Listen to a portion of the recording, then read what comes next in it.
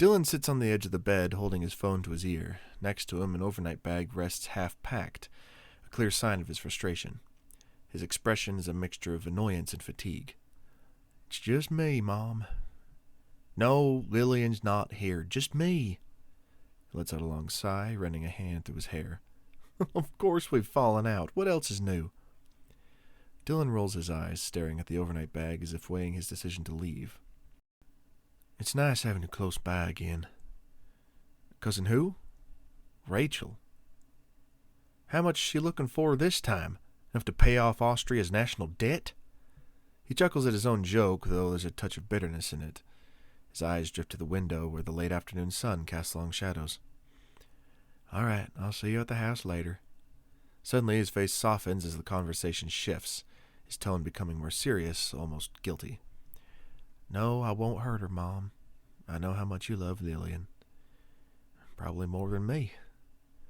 Dylan leans back against the bed frame, his free hand rubbing the back of his neck, half amused and half resigned. "I knew it. No shame at all." Shakes his head, a wry smile tugging at the corner of his lips before he ends the call. As he sets the phone down on the nightstand, he glances at the packed overnight bag, his expression conflicted. With a sigh, he stands up, looking towards the door as if unsure whether to stay or go.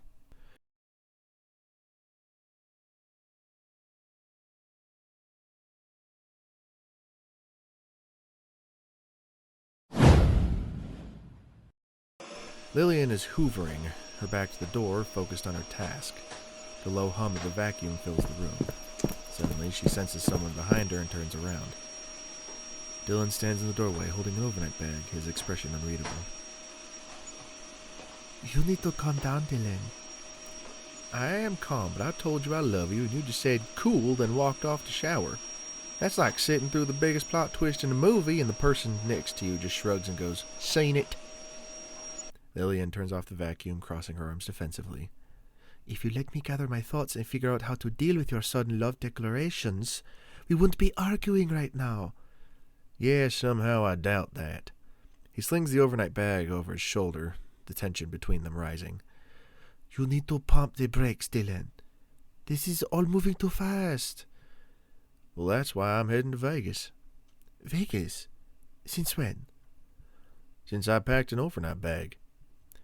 Lillian's tough exterior cracks a little, a trace of vulnerability slipping through. "Will you come back?" Dylan pauses for a beat, locking eyes with her. There's a moment of hesitation. "I will, but the likelihood of me coming back to this house is about as likely as me winning the lottery with a handwritten ticket." He turns and heads for the door. Lillian watches, frozen in shock, as Dylan exits, leaving her standing alone in the suddenly too quiet living room. Lillian stares at the door, her mind racing, the weight of his words sinking in.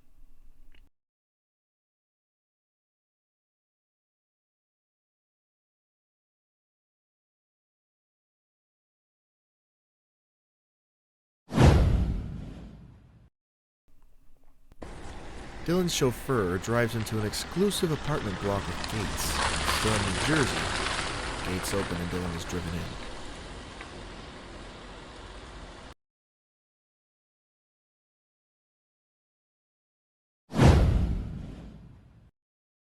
Dan and April walk in through the front door, a bottle of wine in hand. Lillian is pacing, clearly distracted. "Vinny and my mom send their apologies, but their flight got delayed in Vancouver. They're stuck with Owen and Fiona for the night. Should be back around midnight." Lillian barely registers the words, her mind elsewhere. "It's all right." Where's D to the land?" "Vegas. He's off having a fun weekend with you and Vinny. Or so he said." Dan and April exchange a glance, sensing the tension. "Oh, right." "We had a fight." April steps forward, her tone softening. "I'm sure it won't last." "Yeah, Dylan's a pretty mature guy. I mean, I'm basing that on zero information since he never really talks about his feelings, but hey, it's nice to be optimistic, right?" Lillian gives a weak smile, shaking her head. "He wants me to commit to him." "Is that such a bad thing?" "No, but I know where commitment leads. Marriage, kids, a future, and..." You've always done things on your own. You live in the now, not the future. Never been able to trust it because, well, the present has never really given you the confidence to. Exactly. April looks between them, surprised. Since when did you get so clever? Honey, it's called reading a book. Not comics like you read to the kids, but actual books on life. You should try it sometime. Might teach you a thing or two. You want to repeat that a little closer? No, ma'am. I'll keep my trap shut. Lillian crosses her arms, her frustration showing. Dylan keeps telling me you need to break out of this curse. He says this funk, won't keep me safe forever. And it's time to mold a fearless future, but I'm just stuck. I get it. A lion doesn't just wake up one day and decide to stop hunting buffalo and start hunting lions. He evolves into that, once he sees what those rewards are. It takes time to live in that new reality before you're ready to call yourself king of the jungle. April rolls her eyes. You need to pipe down with all that lion stuff. I'm not ready for that leap yet. April steps closer, her tone becoming more urgent. But you've seen the other side, right? You've glimpsed what a fulfilled life could be. You've given a chance at happiness, Lillian. Why not take it? Take the leap. Lillian's voice falters, doubt creeping in. I'll be walking over a breach, but how do I know it won't shatter underneath me? Dan's tone softens, his words sincere. You won't know until you break the curse, Lillian. You have to believe in yourself and in the love you and Dylan share. It's the only way. Lillian exhales deeply, the weight of the moment settling in. Maybe you're... The doorbell rings, interrupting her thought. The housekeeper answers it, and the door opens to reveal a tall Latino man standing in the entrance. Lillian freezes, her breath catching in her throat as the man steps inside. Well, this just got interesting. April glances at Lillian, waiting for a reaction as the room fills with an uneasy tension. If you're enjoying this episode of The Amazing Dylan Hendrix, don't forget to subscribe to That Love podcast on your favorite listening platform. Thanks for tuning in, and enjoy the rest of the episode. Javier enters with a cheap, smug grin plastered on his face, glancing around with false admiration. Oh, nice crib. Real homey. Shame I can't say the same for the company. Lillian's expression hardens, eyes narrowing. Get out, Javier. Dan steps forward, his posture firm. You might want to listen to her unless you're in the mood to get shot. And punched in the face by me. Javier's smugness doesn't falter as he saunters further into the room, ignoring them. I'm not going anywhere until I see my son. Lillian scoffs, crossing her arms. You haven't seen him in 2 years, Javier. And in case you forgot, he's at Harvard. Not that you'd know, considering you never call. Javier waves her off with a dismissive chuckle, stepping closer to Lillian. He leans in, attempting to kiss her on the cheek. Dude, and my foot's going up your ass. Javier smirks but pulls back, clearly enjoying himself. So you mentioned you might have found yourself a new home, and a new man. Lillian glares daggers at him. Stay away from my son. Don't ever go near him again. Javier shrugs, glancing around at the decor with a sneer. Our son. And by the way, this place, pretty charmless. Lacks any real taste, just like your choices. April steps forward, her fists clenching. Like your personality, you mean? Javier chuckles, giving April a leering look. What a spirited lady. I can't imagine men like women like you anymore. We prefer them silent. April starts to lunge forward, her arm already mid-swing, but Lillian catches her by the wrist. No, let me do the honors. Without hesitation, Lillian delivers a swift, brutal kick to Javier's groin. He doubles over in pain, gasping. Before he can recover, Lillian punches him square in the face. Damn! Sending him stumbling back. Dan immediately grabs Javier by the collar, yanking him upright. He marches him towards the door. And don't you come back. April swings the door open with satisfaction, and Dan throws Javier out into the porch. He lands in a heap, groaning, the door slamming shut behind him. April turns back, her tone softening as she looks at Lillian. Now, Lillian, has Dylan ever treated you like that? Lillian, still catching her breath, shakes her head. Never. April steps closer, her voice filled with warmth. So why do you ever worry he will? A small smile creeps onto Lillian's face as she finally exhales, the tension leaving her shoulders. Maybe I shouldn't. The three of them stand together, the tension dissipating as Lillian's smile grows a little brighter.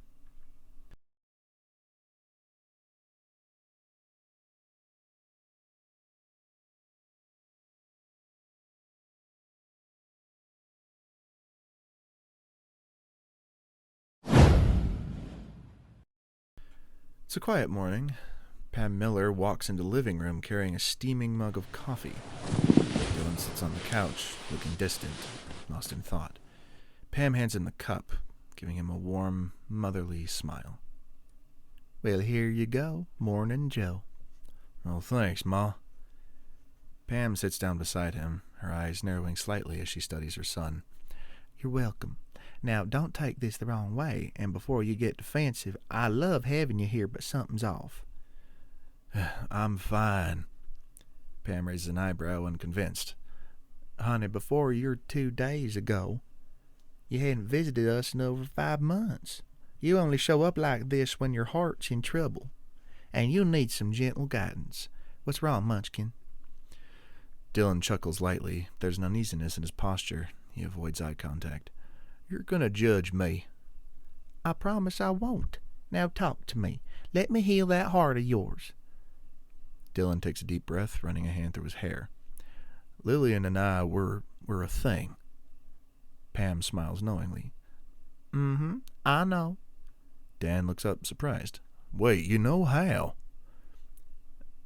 Honey, you're a celebrity. I seen picture of you two around town looking all loved up. I can't put 2 and 2 together. Right. Dylan exhales, a mix of relief and hesitation. Right, well, I've fallen for her, and I want to take things to the next level, but... She's hesitant. She doesn't think she's ready? No, exactly. And am I wrong for thinking that if she's not ready now, she probably never will be? Pam takes a moment, considering her words carefully. No, you're not wrong to wonder. But you need to see things from her perspective. Her first and only relationship ended with her being betrayed. Her boyfriend cheated on her for years, and then she found out he got another woman pregnant while she was standing at the altar with him. Dylan winces at the thought, his expression softening. So you're saying she has every right to be cautious, and I should give her more time? Exactly. Relationships aren't something to rush. They need time to mature, time to mold into something unbreakable. If you push too hard, too fast, what you have with Lillian could fall apart before it's truly strong enough. Dylan leans back, mulling it over, the gears in his head turning. If I told you we'd been dating for 6 months, would that change things? Pam gasps theatrically, placing a hand on her chest. 6 months? And I'm only finding out now? For shame. I'm kidding. Can you imagine if I really acted that upset? Dylan laughs, shaking his head. The tension between them eases as Pam leans closer, speaking in a lower, conspiratorial tone. Maybe some space is what you need. Go on a holiday. Let her miss you. Give her time to think about you constantly. Then when you come back... I'll find Lillian pining for me? Exactly. And if you're thinking about taking a trip, remember, your mom hasn't gone on a cruise in a while, and your stepfather's refusing to take her. Something to think about. Dylan chuckles, shaking his head. Love you, Mom. Love you too, weirdo. Pam pats him on the back as she stands up, leaving the room with a satisfied smile. Dylan watches her go, then pulls out his phone. He hesitates for a moment before sending a text to Lillian.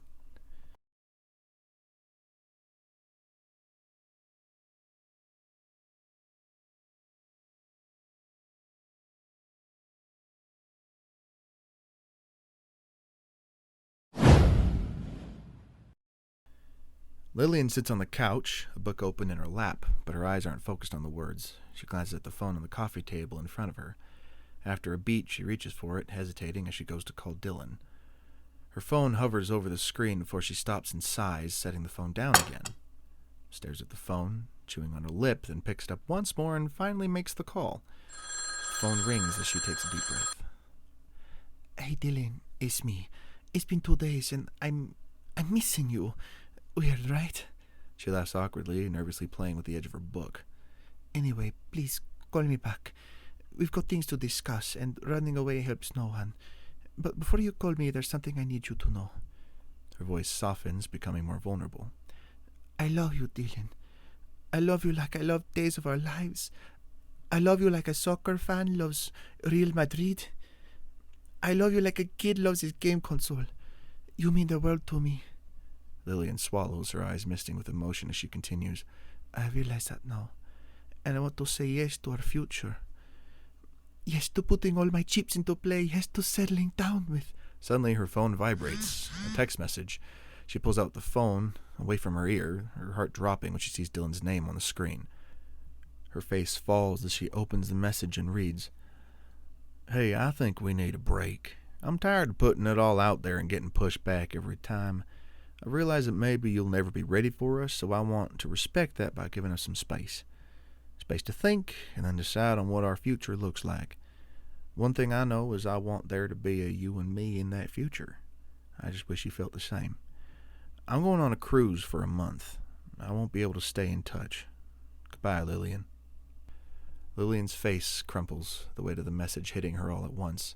She stares down at the phone, her eyes wide, her breath shaky. After a long beat, her anger bubbles to the surface. Without thinking, she throws the phone against the TV. The TV screen cracking as the phone crashes to the floor with a loud thud.